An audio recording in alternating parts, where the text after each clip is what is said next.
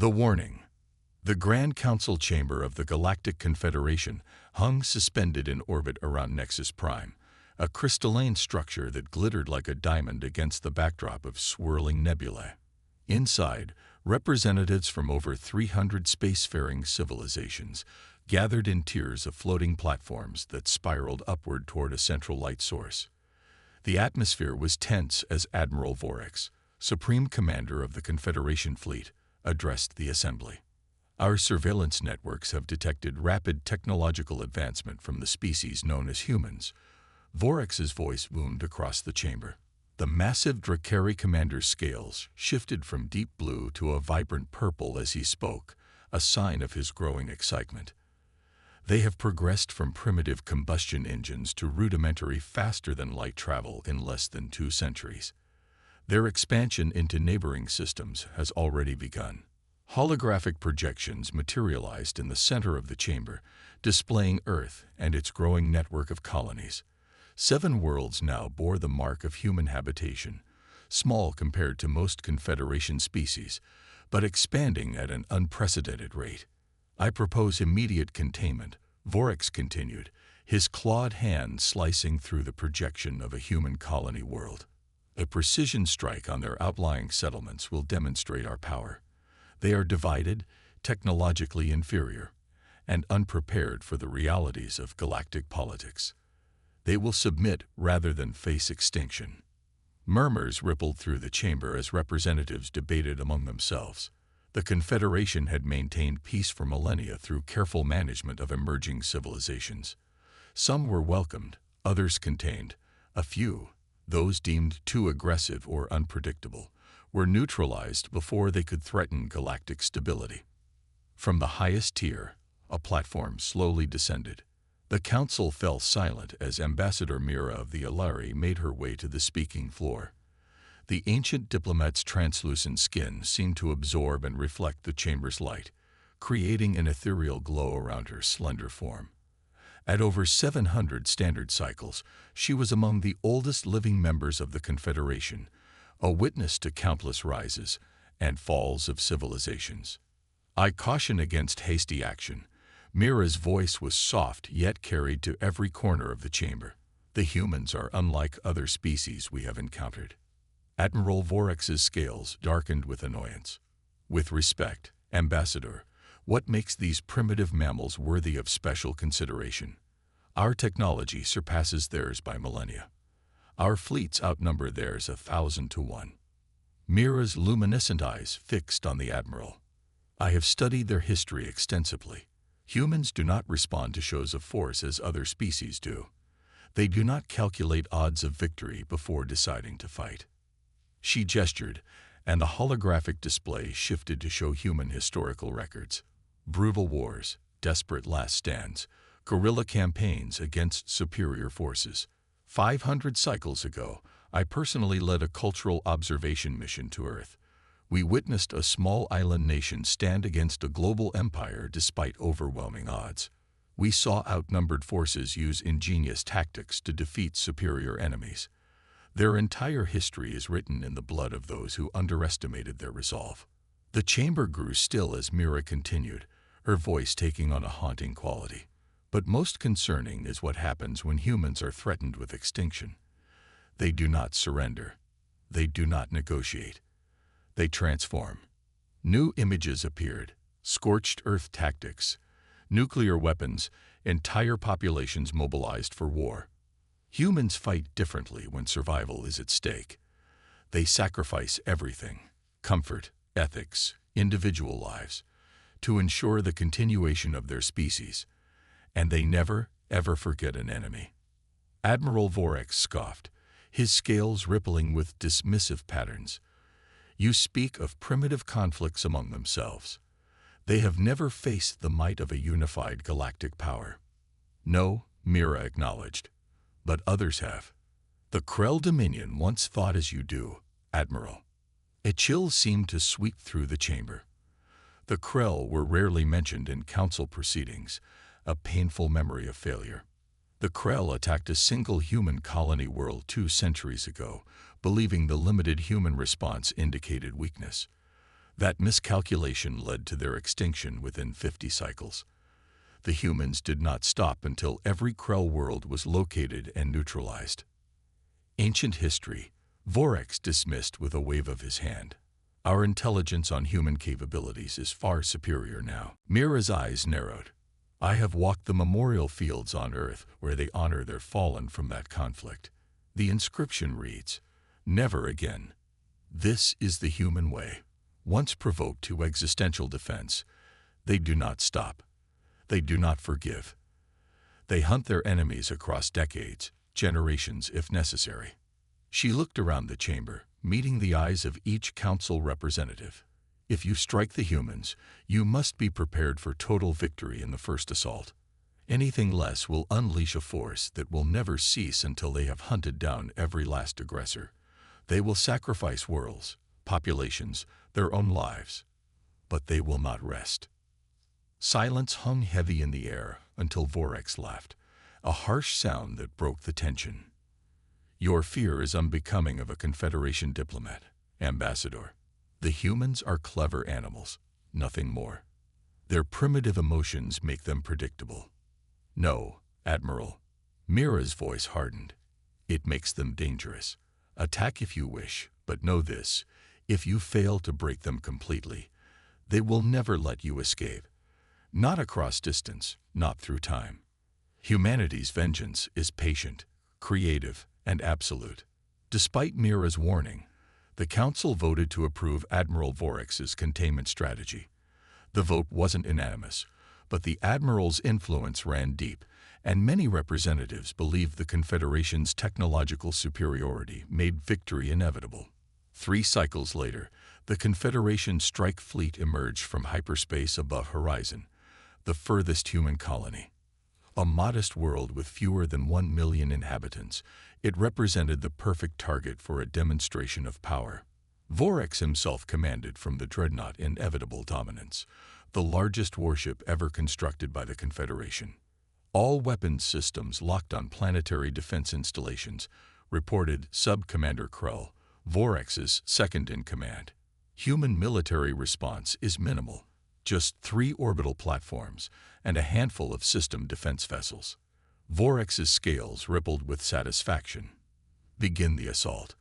Target military installations first, then government centers. Minimum civilian casualties. We want submission, not extermination. The strike was surgically precise. Confederation beam weapons sliced through Horizon's defenses like they were made of paper. Human counterattacks, primitive projectile weapons, and nuclear-tipped missiles were intercepted long before they reached the Confederation vessels. Within hours, Horizon's organized resistance had been neutralized. Prepare the landing forces, Vorax ordered, his scales now a confident royal purple, and open a channel to their leadership. The holographic display flickered, revealing the face of Governor Elena Chen, her expression grim but composed despite the destruction visible behind her. I am Admiral Vorax of the Galactic Confederation. Your defenses have been neutralized. To prevent further loss of life, I demand your immediate and unconditional surrender. Your world will be incorporated into the Confederation under our protection. Chen's eyes narrowed almost imperceptibly. And if we refuse, then we will have no choice but to continue military operations until resistance ends. The outcome is inevitable, Governor. Choose wisely for your people. Chen was silent for a long moment before responding. We require 24 hours to evacuate civilians from contested areas and consult with Earth. Vorax's scales flashed with triumph. They were stalling, of course, but it didn't matter. You have 12 hours. Use them wisely. He cut the transmission. They'll surrender, he told Krell confidently. Humans value individual lives too highly to sacrifice them in a hopeless cause. Krell seemed less certain.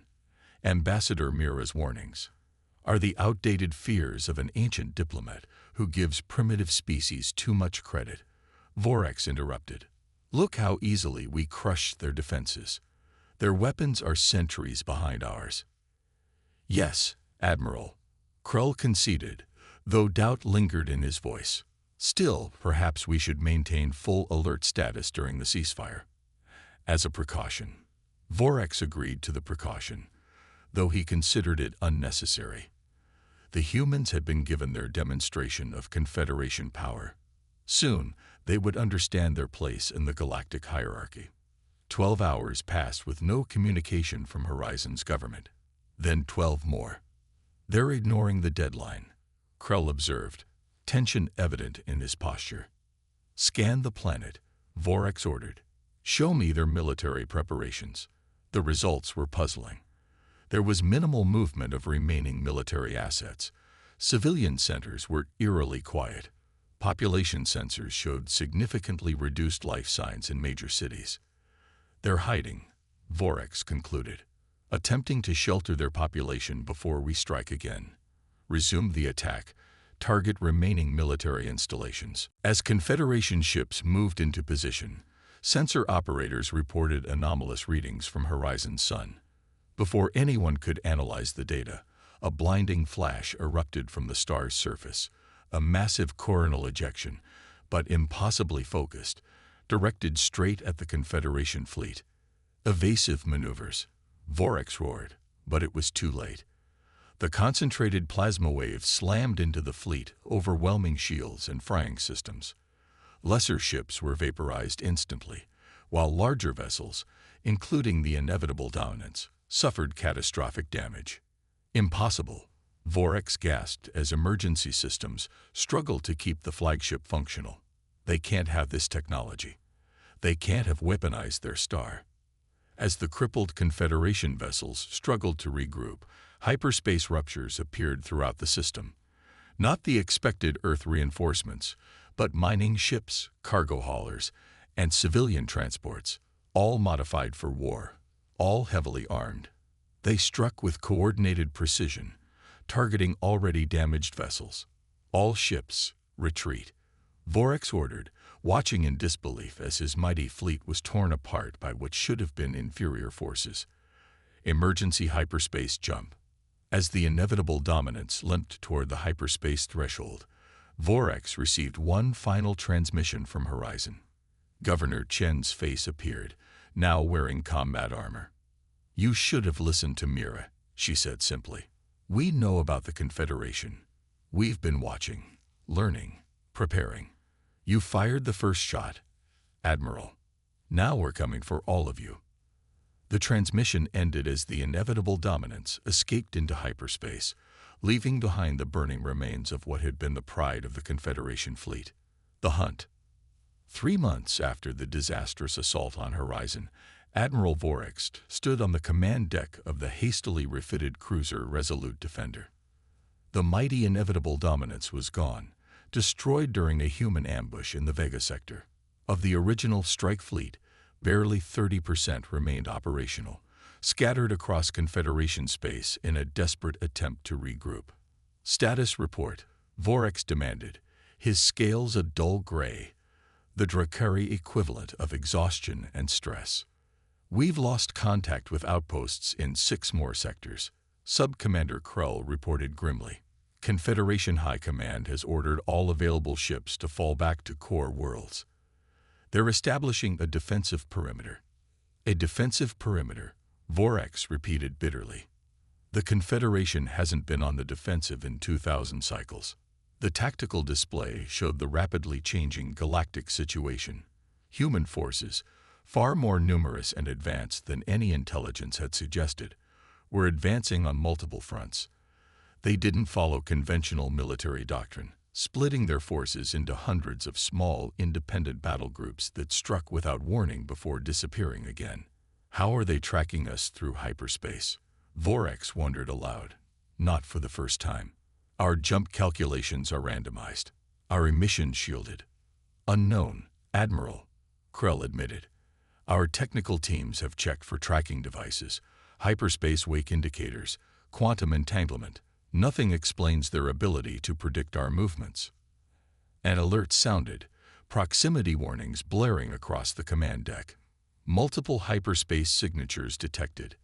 The sensor operator shouted, "Human configuration." "How? We just jumped 6 hours ago." Vorax roared. Emergency jump. Random coordinates. As the resolute defender's engines whined, preparing for another desperate escape, Vorax received a transmission on his private channel. Ambassador Mira's face appeared, her expression solemn. "I see you're running again, Admiral." "Ambassador," Vorax acknowledged bitterly. "Have you contacted me to say, 'I told you so'?" "I'm on Nexus Prime with the emergency session of the Council," she replied. "We're attempting to negotiate with the humans. They've agreed to talks, but they have conditions." Vorax's scales darkened with rage. "Conditions? They attack Confederation worlds and demand conditions." "You fired first, Admiral," Mira reminded him coldly. "The humans have demanded that those responsible for the attack on Horizon be surrendered to their justice as a precondition for any ceasefire." The implication was clear. Vorax was being offered as a sacrifice. "Never," he hissed. "I acted with Council authorization. I will not be the scapegoat for their cowardice." "Then you doom more worlds to destruction," Mira replied. "The humans are methodical, Admiral. They've disabled our long-range communication networks, isolated our battle groups, and are systematically dismantling our defenses.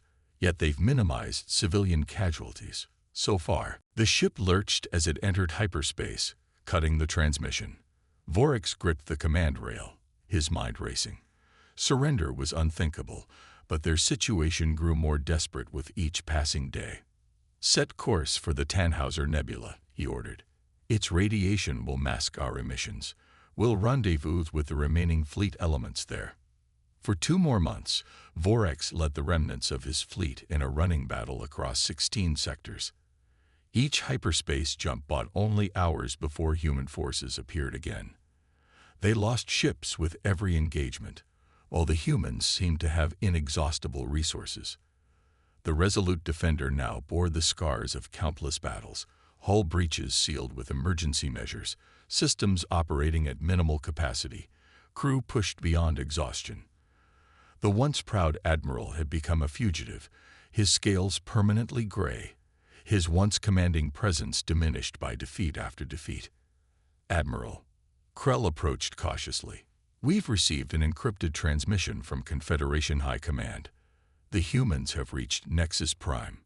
Vorax stared emptily at the tactical display. The Confederation capital, thought impregnable for millennia, had fallen in less than a standard cycle. "And the Council. The message says a ceasefire has been negotiated. All Confederation forces are ordered to stand down and return to designated coordinates for surrender." "And me specifically?" Vorax asked, already knowing the answer. Krill looked away. "You are to surrender yourself directly to human authorities on charges of war crimes." Vorax laughed, a hollow, broken sound. "Of course.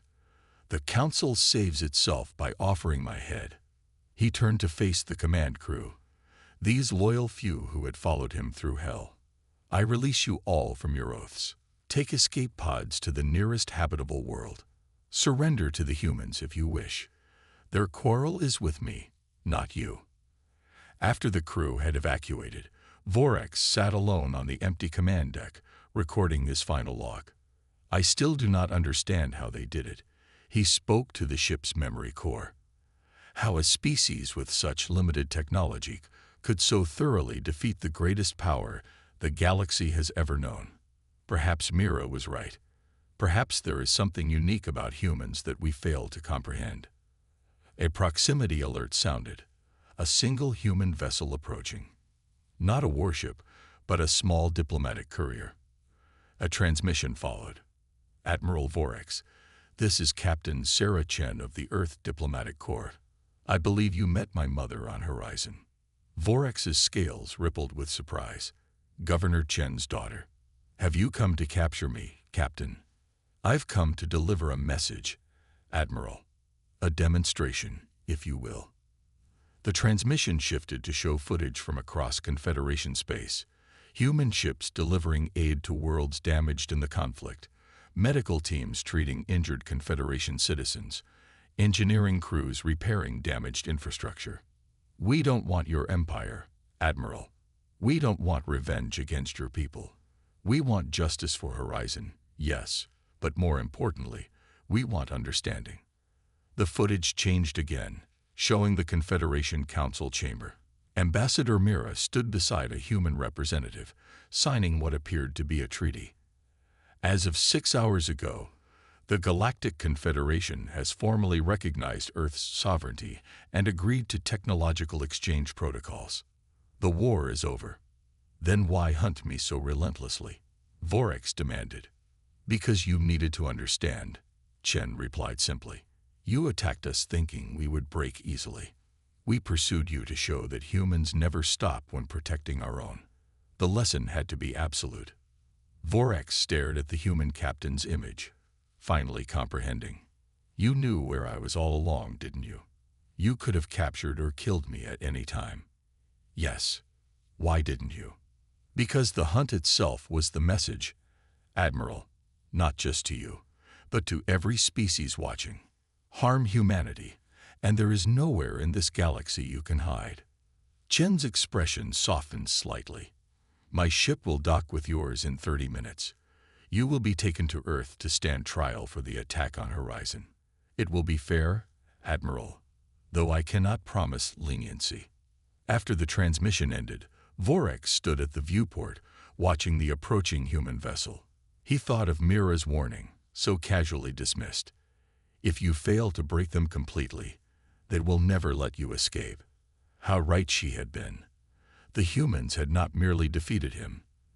They had made him the living embodiment of their message to the galaxy. Attack us, and we will hunt you to the ends of the universe, not out of cruelty or vengeance, but as a matter of absolute principle. As the human ship drew closer, Vorex felt something unexpected, a profound relief that it was finally over, and beneath that, a glimmer of respect for the species that had so thoroughly outmaneuvered him, not just militarily, but philosophically.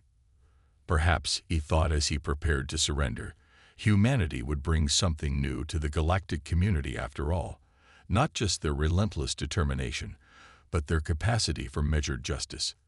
Either way, the galaxy would never be the same again. No species would ever again make the mistake of underestimating humanity.